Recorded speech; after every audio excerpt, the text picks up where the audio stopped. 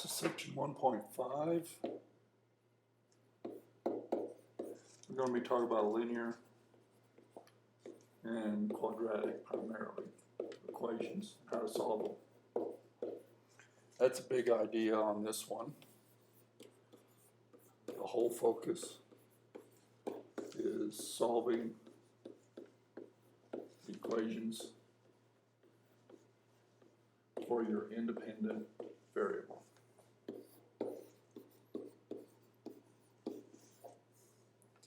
Usually will be x. Okay, linear equations, let's talk about them first. No exponent.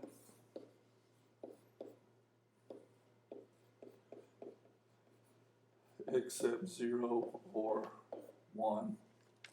Let's look at some examples. Linear equation would be something like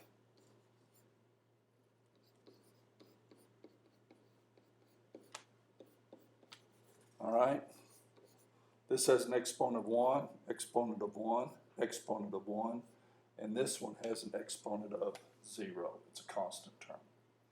X to the 0 is 1. So nonlinear, obviously,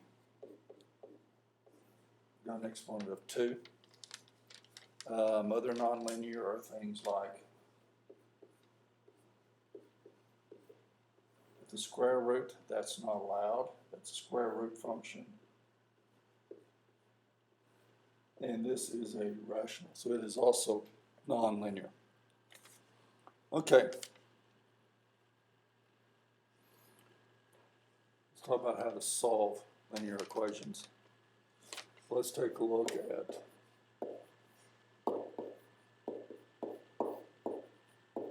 remember, the whole idea here is to get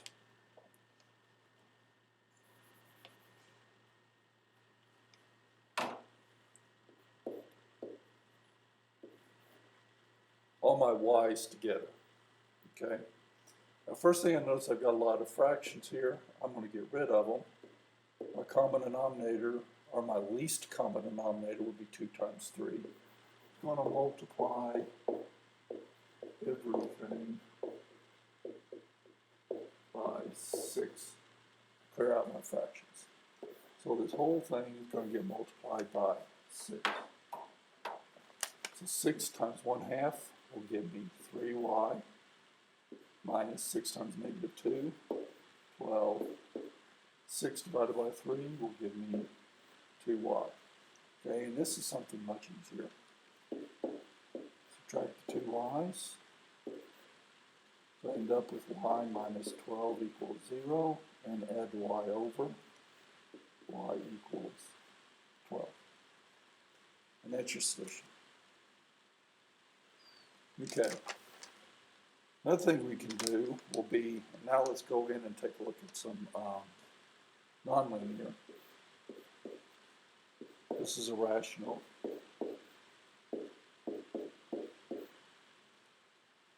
Plus. Okay, this is for resistances. We're going to solve for resistor number 1. This is our total resistance. All right, my common denominator here is going to be the product of these 3. I'm going to multiply by my least common denominator. So I'm going to take everything I've got here, and I'm going to multiply it by RT, R1, and R2. Okay, so when I take this and multiply it in here, the RT's cancel out. So I've got R1, R2 equals, over here the R1's go out. I'll have RT, R2, plus, and here the R2's cancel out. I'll have R2, R1. Then I move R1 to the same side. So every term that's got an R1 in it, I know they've got something else in front of it. Every term with an R1 in it, I'm going to move over. We're going to subtract by this term. It's going to have R1, R2 minus RT, R1 equals RT, R2.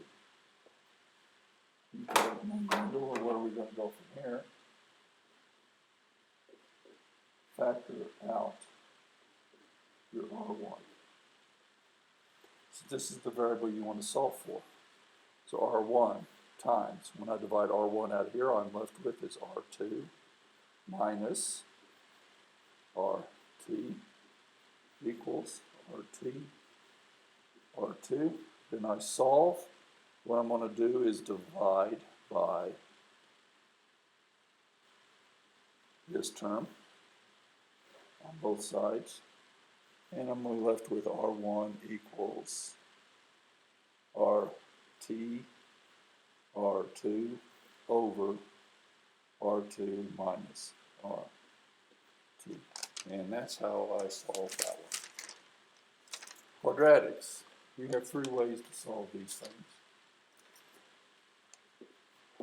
So we can solve our quads by factoring. This is always the easiest if it can factor. It can't always factor. You can solve by completing the square. And there are times when this is nicer. And the last one, of course, where nothing else works, use the quadratic formula. Okay, so let's take a look at solving by first factor. So I've got a quadratic, 3x squared plus 5x equals 2. First thing I need to do is set it equal to 0. And I do this by subtracting this 2 over. So I get a 3x squared plus 5x minus 2 equals 0. And now I've got to find, this is my A term and my C term. So factors of A are going to be 3 and 1. And factors of C is going to be plus or minus 2 or plus or minus 1. And I know I'm going to have opposite signs because of the negative there. Okay, so now I go in and I put in my A terms first. Okay, now I don't really know which one's going to be which, but I can take a pretty big guess. I'm going to want these products to add up to 5. So I go in and a positive 5, and I say, well, all right, I've got a 2 and a 1 now. 3 times a positive 2 will give me a 6. And so I'm going to want to multiply this by 2, and now multiply this by a negative 1, then I'm gone. So I need to make sure my negative 2 multiplies this term. So, my plus 2 multiplies that term. So you're going to put it over here, and then my minus 1 will be over here. And let's check it for your middle term. So I'm going to have 3x times 2, that will give me 6x minus x gives me 5x, which is what I want. And that's equal to 0.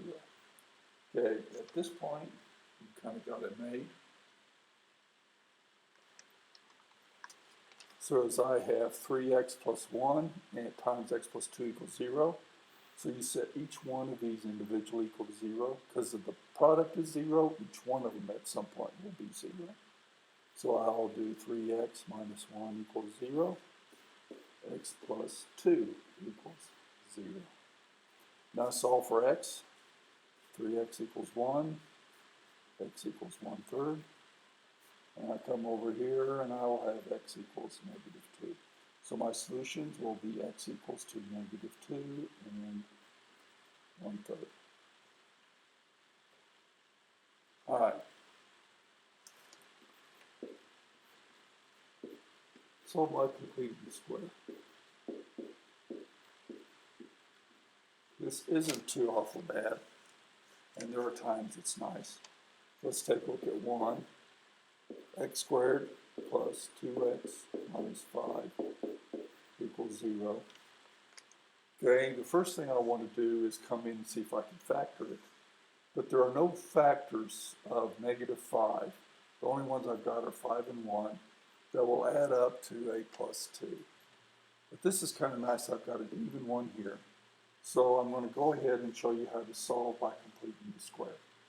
So what I'm going to do, I will have x squared plus 2x. I'm going to move this 5 over here. Now, what I want to do is get this in the form of x plus something squared. All right? As a perfect square. Now, what we do know, and you should remember from previous sections in this course, is that this is 2 times whatever this is. So what we do is I take half of this number right here, which will be 1. All right? Then I square it. So I end up with an x squared plus 2x plus 1 squared. Now you notice I've added a 1 in here. So to keep balance, I have to add a 1 in over here. And again, this can be factored. This is x plus 1 squared equals 6. Now to solve this, take the square root of both sides. Okay, so I just come back in, I take the square root of this, and the square root of this. And the square root of a square gives me whatever is inside. And then I solve for x. It's going to be the square root of 6 minus 1. And there's my answer. And that's how you do it by completing the square.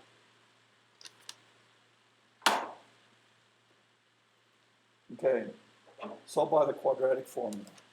And this will solve any of them. First thing, you have to go back and remember quadratic formula. It's equals negative b plus or minus square root of b squared minus 4ac all over 2a. All right. And I'm looking for a quadratic in the form of ax squared plus bx plus c equals 0, where this is this, this is this, this is this. This is thing for quadratic. Okay. Let's take a look at an example. I've got x squared plus 3x plus 1 equals 0. I come in and take a look. My a is 1, b is 3, c is 1. So now all I do is I plug this up in, these numbers up into this formula. So I have a negative 3 plus or minus square root of 3 squared, which is 9, minus 4 times 1 times 1, all over 2 times 1. I end up with negative 3 plus and minus square root of 9 minus 4 gives me 5 over 2. I can't simplify it anymore. So there's my 2 solutions. Okay, quick review before I turn you loose. You're going to bump into these again. If you want to solve a rational, 1 over x minus 1 plus 1 over x plus 2 equals 5/4. First thing you need to do is find your least common denominator, which in this case is going to be the product of these 3. So my LCD is going to be 4 times x minus 1 times x plus 2. And then you multiply everything in here by your LCD. So I'm going to have 4 times x minus 1, x plus 2. Okay, when I do this, the x minus 1's cancel out.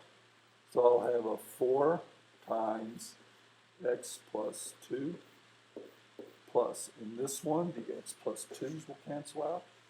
So that will give me a 4 times x minus 1 equals, over here my my 4's cancel out, so I'll end up with an x minus 1, x plus 2. I'm not going to finish this one up, but what you do now is go ahead and distribute. You multiply out, you're going to end up with a quadratic, and then you solve it.